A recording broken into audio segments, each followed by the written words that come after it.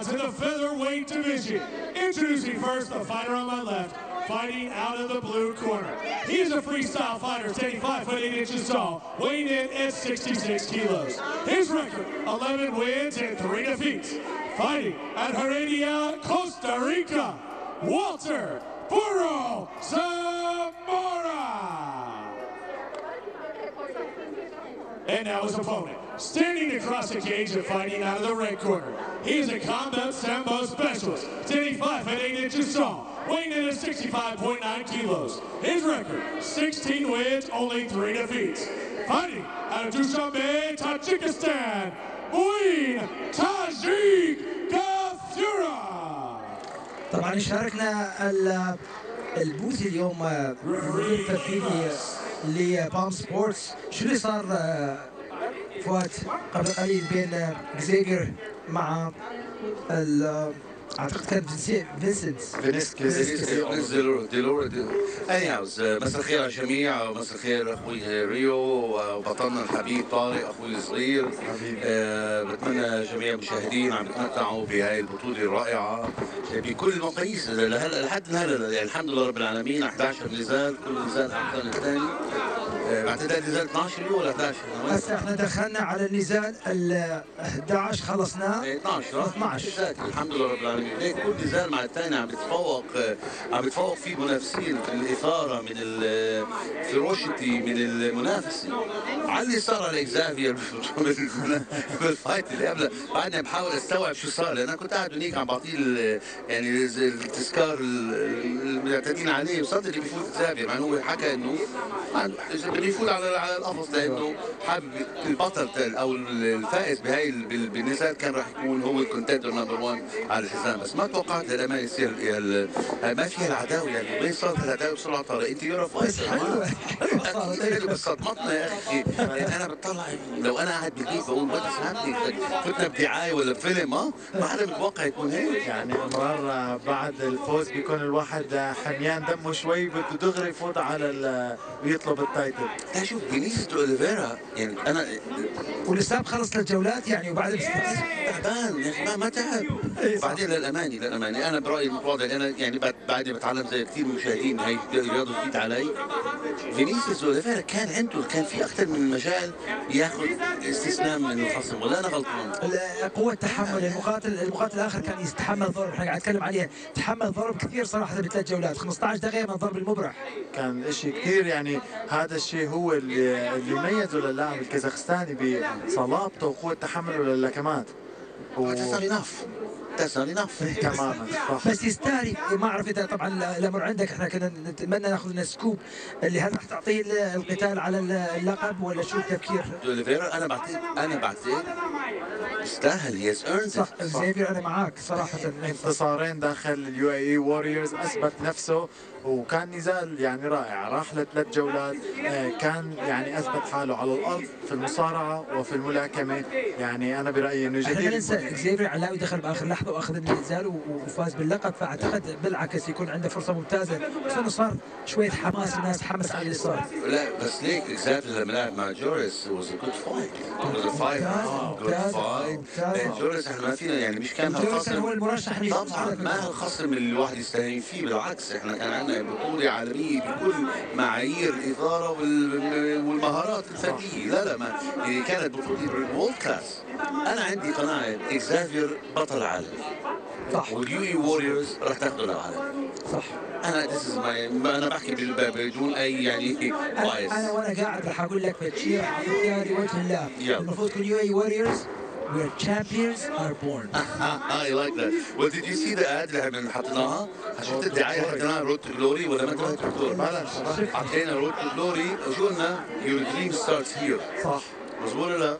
وهذا مظبوط. انا ما بعتقد هيك بظرف سنتين يو اي ووريرز اعادت احياء ابو ظبي ووريرز. عملنا 5 بطولات، 4 منهم جائحة كورونا وهي الخامسة. هي الرابعة، الخامسة نكست ويك. يعني أنا غلطت 5. أنا عارف إنه مخططين 5 مدافعين على 5. كلكم انك تجيب دانا وايت وتقعده مع حبيب في مكان واحد كوم ثاني هذا. هلا لا يعني مشان يصلح الفعل ما جبته هو اجى. خذها خليها على السي في سمح لنا. احنا جبناها. بس بدي الفت النظر لشغله وحده، انه انتم ما حطيتوا الشعار قبل ما تثبتوا بالفعل انه هون الستيج للعالميه. طبعا. بعدين اجى الشعار. طبعا. فهذا العالم ما فينها تجادل ابدا انه UAE ووريرز هي المنصه اللي بتوصل المقاتلين العرب وغير العرب للعالميه. لا وعندك احسن جيم، احسن مقاتل، احسن معلق. هذا انا ليك انا فينا اتفق على اثنين، احسن مقاتل اخوي طارق، احسن واوسم معلق دكتور بريو. لك شكرته انا، انتم جزء من الفريق الجميل والحمد لله رب العالمين. من نسخه للاخرى احنا كنا الحمد لله رب العالمين عم بيتطور مثلا تفهمنا لهي الرياضه، امتصاص لمفهومين او ركائز هي الرياضه. واحنا مش من الميشنز اللي عندنا بيوي ووريرز ديستريبيوشن. بس اللي افتهمناه من القضيه اول شيء مو بس منظم، انت كنت داخل قفص مقاتل اليوم قبل قليل والان معلق، يعني انت غطيت على كل الاشياء اليوم. احنا بنتعلم منكم يا استاذ رياض، الله يسعدك. بالعكس هاي احنا سعيدين جدا بوجودنا بهاي المنظومه العظيمه. هوم سبورتس اليوم صارت علامه ناجحه وعلامه فائزه بعالم الرياضه، اهدافنا عالميه، واليوم اللي احنا عم نعمل بيوي ووريرز اللهم هو جزء من الاستراتيجيه اللي احنا وضعناها كاداره، استراتيجيه ترسيخ مكانتنا بالعالم، ترسيخ مكانتنا بالمنظمات الاقليميه بعدين المنظمات العالميه. احنا هدفنا ب 2025 انه نكون من توب 3 MMA اورجنايزيشن. لو حكينا احنا احنا ثلاثه مع بعض من سنه، قلت لكم دانا وايت رح يجي يحضر شو، حدا بيصدق؟ لا ما حدا بيصدق. هذا شيء انا اليوم كنت مع حبيب الصبح، حبيب البطل العالمي اخونا حبيب، وجزء يعني هو هيز بارت اوف ذا شو مع الEFC تاعته. سالني الساعه 5:30 عن جد دانا وايت جاي، شو رايك؟ حبيب نفسه سالني اذا الساعه 5:30 بعده مش مقتنع انه دانا وايت جاي. شوف ما حد ما يقدر ياخذ الاثنين اللي قاعد تسووا انتم، ما حد ما قاعد يقدر يسوي. اي واحد يقدر يقول لك انت تاخذ المنظم احسن منظمه بالعالم تجيبها عندك كمنظمه اقل، يعني مع الاحترام يعني مو قمه الهرم، ولكن جبتهم وجبت مع المقاتل الكل يشيد به التسويق المادي اللي موجود فيه. هذا دليل واضح دائما انه الفعل عم يسبق الحكي دائما في UAE. الحمد لله الحمد لله. بعدين دانا انا بهمنا ننوه للمشاهدين والمتابعين الكرام، دانا ما صار ربع ساعه، دانا وصل على الارينا من الساعه 7:05 بالضبط. هلا احنا الحمد لله رب العالمين قربنا على الساعه 10 وبعده قاعد. نتمنى نكونوا بنتمتع بشيء زي هذا. دليل واضح على النجاح المتكرر للUAE ووريرز. الUAE ووريرز دائما عم تعطينا يعني الشيء المميز انه هن دائما عم يتميزوا، عم يرتقوا بالاحداث الرياضيه من حدث الى الثاني، ويعني شيء بيعطي اللاعب العربي واللاعب العالمي يعني اسباب لينما ويتطور. طبعا نرجع للقتال، قاعد نشوف احنا زامورا يرطب بالارض ويدخل الى الجلوتين. قاعد نشوف كافروف يحاول يتحكم في النزال، عم يدافع زامورا بطريقة صحيحة اللي هي انه عم يعلي خصره ويدفع براسه من فوق الاسفل لحتى يقدر يتنفس، ويحاول يطلع من وضعية الجارد وضعية الاحتجاز. صراحة يحسب له كمقاتل. السؤال طبعا لفؤاد درويش، الندية نشوفها يعني درجة المتعة ممتازة، بس ما عندنا نزال من جانب واحد، كلها ندية تبدي بطريقة وتنتهي بطريقة ثانية.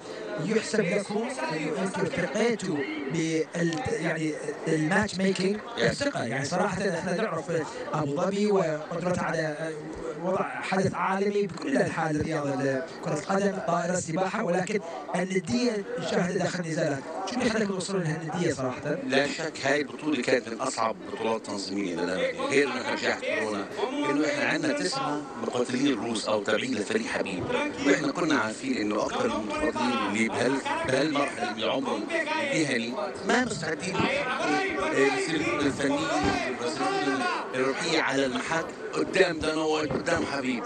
فكان عندنا كثير من الشباب اللي احنا كنا بنتمنى يلعب معهم رفضوا يلعب مع فريق دايستان. ونفس الوقت احنا كمان لازم نعطي بعض الكريدت لاكثر من اوبوننت شفناه ورفض من فريق دايستان.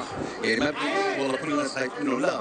فاحنا كان عندنا صعوبه بجذب المهارات الفنيه اللي ممكن تكون او ممكن تساعدنا على صناعه هيك حدث ويكونوا انه الخصمين متقاربين فنيا على القليل. صحيح. ورح تلاقي بعد الفايتس اللي كانت عليها فيها اثاره كبيره لم يكون اعداد المنافسات متساوي. يعني عندك كان 10 and 12 يعني كوربن 10 وعندك 7 and 3 مثلا. بس it was a good fight. Overall it was a very good fight. احنا هلا اللي عم نلعب معهم مثلا تشوف هلا عندك معين وعندك والتر 16 3 11 3. يعني في 5 هلا بتقول مش كثير بس 5 من 16 عم تحكي انت 40%. صح. كل شيء احنا لعبتنا ارقام، كل تراك ريكورد، كل عدد فوز عدد خساره. طيب راح احطك على الوضع، احنا نعرف المقاتلين العرب جايين الاسبوع الجاي، كل راح يكون عالمي.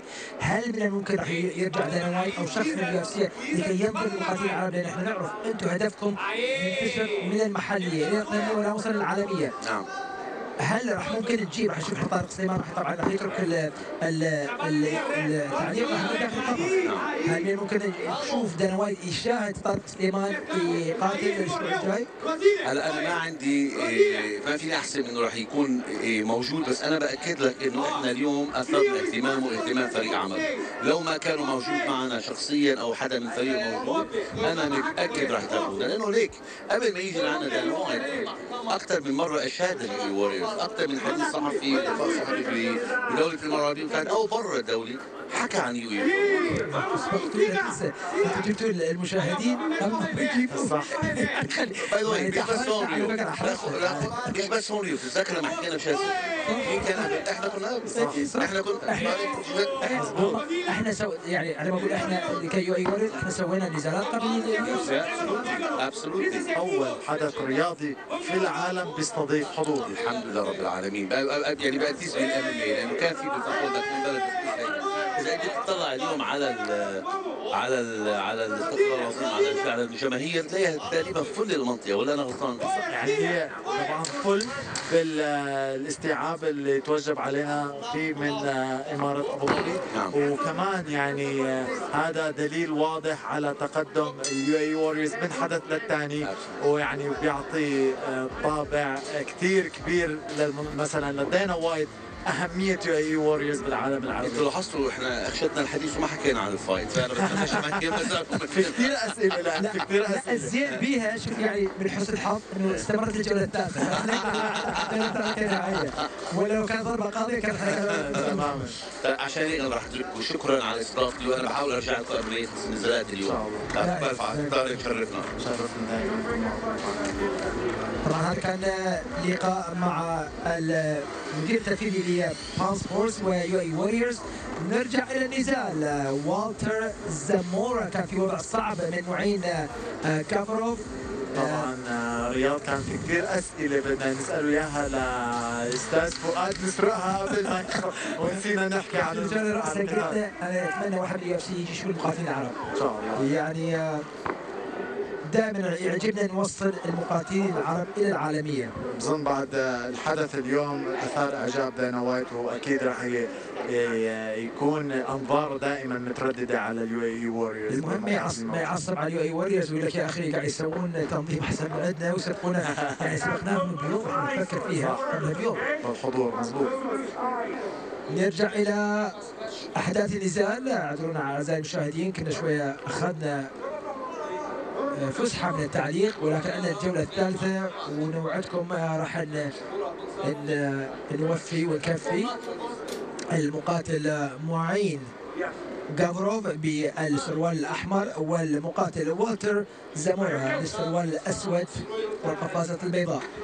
كان هناك بعض المي وهناك سلام في اخر جوله، وخلي نشوف شو راح يصير. معين يبدي بضربات خطافيه يحاول يصل الى وجه المقاتل الكوستاريكي زامورا. والتر زامورا يتقدم الى الامام، ولكن معين هو اللي يرد عليه. كان يحاول ياخذ دبل ليج تيك داون طارق، ولكن استقبل بركبه اللي هو زامورا. يرد عليها معين يرد عليها معين من طاجكستان طاجك بستان هي اعتقد بستان هي بالنهايه بستان اعتقد حديقه او بستان هي ككلمه معناها اعتقد ما فيني اجزم. ضربات خطا فيها صاعده من المقاتل الطاجكستاني معين اخذ ضربتين وهو يتقدم اليمان يرد عليه والتر زامورا وموجود بالضبط امامنا ركبه طائره. وعلى فكره هناك جرح تحت عين المقاتل الكوستاريكي اليسرى. انا دائما اقول لو الجرح تحت العين ما ياثر بشده مثل ما الجرح فوق العين، فوق العين انت ما تدخل الى العين تغطي الوجه، ولكن تحت العين مو مشكله تنتظر 5 دقائق والطبيعه عالجه. صح. اسقاط من اللاعب الطاجكستاني معين كافروف. الدماء تنزل بغزاره على فكره من المقاتل الكوستاريكي. صح. المشكله اللي مو بس الجرح لما يقول لك شاف الدماء انغم عليه، يتغير ضغط الدم لما يكون عندك جرح عميق وتتحرك فيتدفق من عند الدماء بغزاره، فضغطك ينزل شويه في فتره لحد ما يستعد ضربات القلب تستعيد طريقه الضخ الى بقيه الجسم، في دوخه شويه بعدين يصير احسن. والتر زامورا في معطي ظهره الى المقاتل معين جافروف بالسروال الاحمر. الجوله الثالثه يا رياض واحنا وصلنا لنص الجوله الثالثه. والحرب سجال على فكره يعني جوله قاتلين اثنين قاعد يروحون من نفس المهاره، السجلات قريبه من بعض، خسرانين فقط 3 مرات اللي راح تخسرها اليوم راح تكون الخساره الرابعه. شوف العين اللي يسرى اللي تدفق من عندها.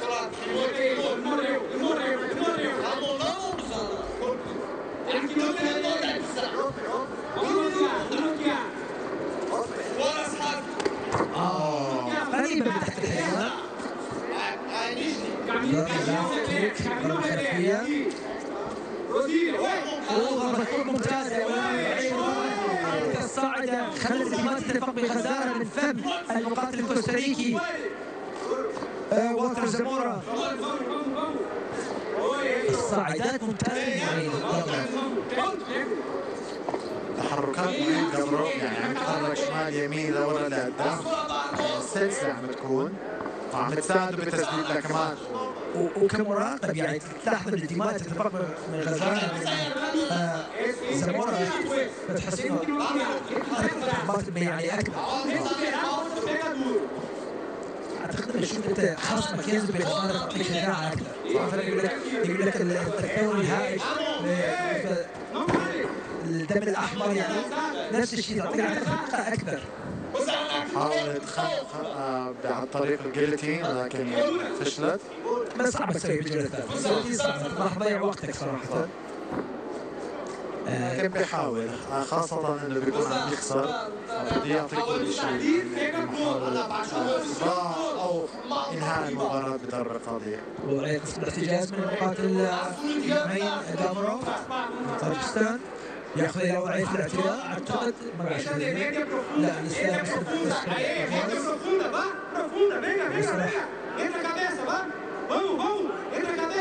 قاعد تسمع انت كبيسه بالبرتغيزي الراس يقول على الراس يقول اللوحه كبيسه.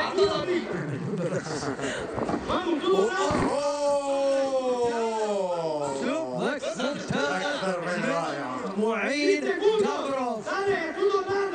جافروف ينظر الى الموقف اكثر من رائع. يعني بليك رايس قاعد يقول له في ضربه شرطه يعني اعتقد هذا الاسقاط الممتاز. معين قاعد ياكد فوزه بهذا النزال. وخلي نشوف مباراة جميلة احترام بين اللاعبين. 30 27 29 28.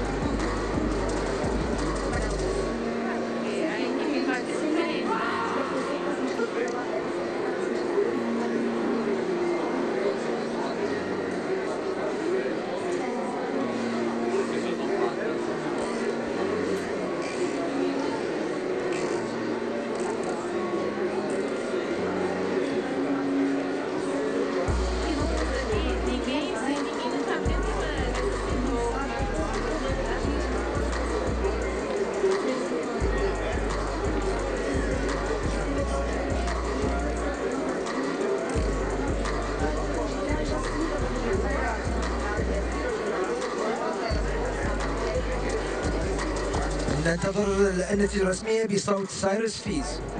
And ladies and gentlemen, after 3 hard-fought rounds, we go to the judges' scorecard for their decision. All 3 judges scored the same, 30-27. For your winner by unanimous decision, from the red corner, Muin Tajik Gafura. مثل ما قلنا معين غافروف بالركن الأحمر فاز بالجولات الثلاثة عن طريق إجماع الحكام. طبعا لاحظنا النتيجة في الجولة الثالثة والأخيرة وسيطرة شبه الكاملة، كان عنده صولات وجولات في الجولة الأولى والثانية، يمكن أقرب جولة كانت الجولة الأولى كبداية. الحرية الرياضية is Fuad Tarlas from UAE Warriors.